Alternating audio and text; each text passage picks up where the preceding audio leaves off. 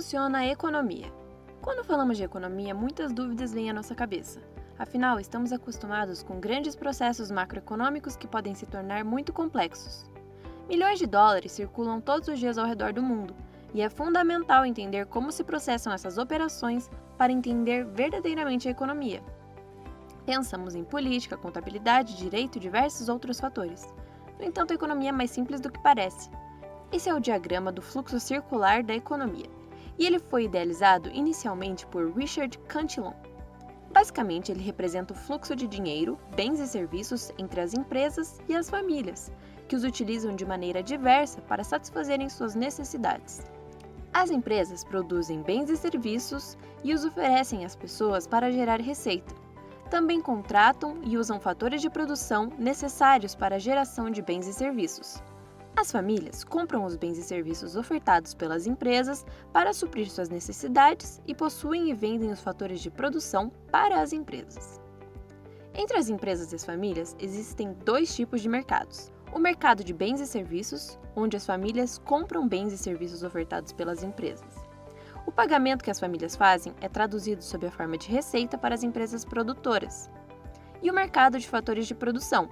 Nesse mercado, as famílias fornecem seu trabalho, terra ou capital, que são adquiridos pelas empresas para a produção de bens e serviços, pagando por eles salários, aluguéis e lucro. Note que esse esquema é circular, ou seja, ocorre de maneira contínua e repetitiva. Basta pensar em um trabalhador que ganha seu salário e vai ao supermercado para fazer compras. Essa pessoa fecha o ciclo completamente, pois recebe um valor monetário pelo seu trabalho e o retorna à economia através do seu consumo.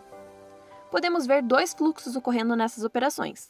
O fluxo real, que é o fluxo de fatores de produção oferecidos pelas famílias, e de bens e serviços oferecidos pelas empresas e comprados pelas famílias. E o fluxo monetário, que é o fluxo de dinheiro que vai das famílias para as empresas, sob a forma de gastos para a aquisição de bens e serviços.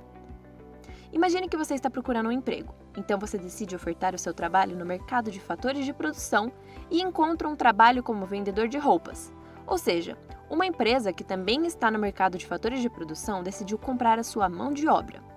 Após receber o seu primeiro salário, você terá poder de compra para adquirir bens e serviços que necessita. Digamos que você gaste parte do seu salário no mercado de bens e serviços. A empresa então usa o dinheiro que recebeu pela venda para pagar pelos fatores de produção adquiridos. Apesar de ter sido idealizado inicialmente por Richard Cantillon, esse modelo só foi concretizado por François Quesnay em sua obra Tabela Econômica. Ele aprofundou os conhecimentos produzidos anteriormente e argumentou que o comércio e a indústria não eram fontes de riqueza, apenas o excedente agrícola.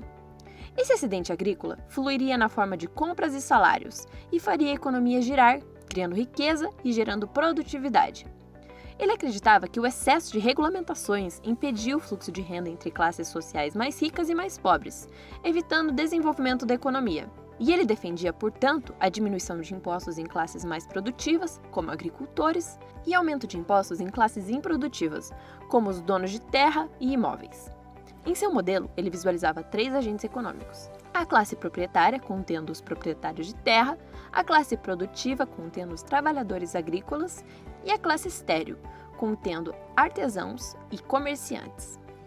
Mas esse modelo não é mais aplicado atualmente, já que sabe-se que todas as classes são capazes de ser produtivas e de gerar riqueza. Mas ainda serve para entender como os modelos econômicos se desenvolveram ao longo dos anos. O fluxo circular influenciou a escola marxista. No segundo volume da obra O Capital, Karl Marx desenvolve o pensamento de Quesnay, explicando como esse processo ocorre em uma sociedade capitalista através da circulação do capital existente.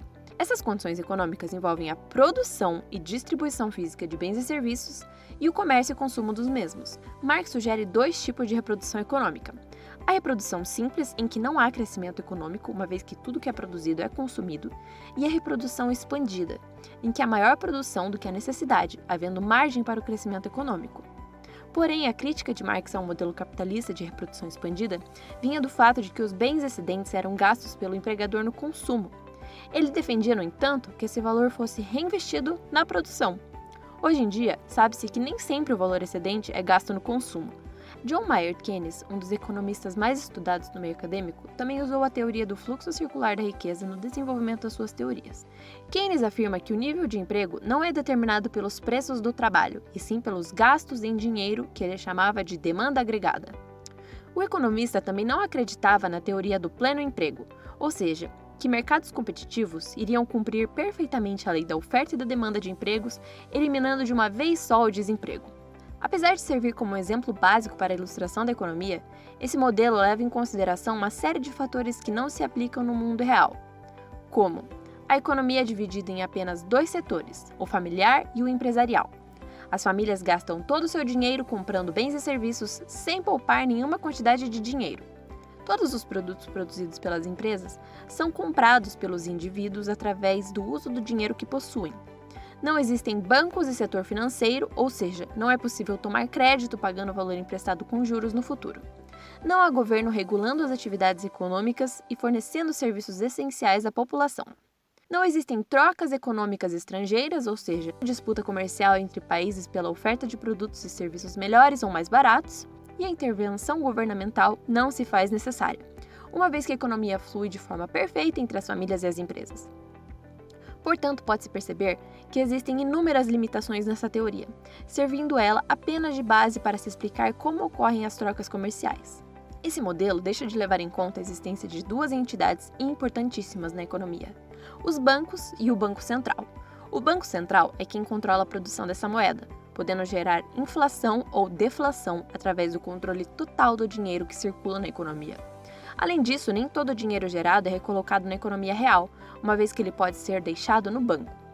Pensando nas limitações do fluxo circular da riqueza convencional, outros modelos passaram a ser elaborados. Existem modelos levando em conta 3 e 4 setores econômicos. No entanto, o modelo mais completo leva em conta 5 fatores a serem avaliados, que recebem os seguintes nomes: setor doméstico, composto pelas famílias, e o setor produtivo, composto pelas empresas que produzem os bens e serviços para vender aos indivíduos que precisam dos mesmos. Mas além desses dois, existem outros 3 setores considerados nos fluxos econômicos. Setor financeiro são os bancos intermediários financeiros onde ficam guardadas as economias das famílias e através dos quais se fazem empréstimos. Setor governamental, atividades econômicas realizadas pelos governos nas esferas municipal, estadual e federal, e o setor externo relacionado com o comércio, como importações e exportações de produtos e serviços com outros. Esse modelo é mais condizente com a realidade econômica, embora é preciso que você tenha certeza de que não há modelo perfeito. Os modelos constituem uma simplificação utilizada para nos ajudar a entender o mundo real.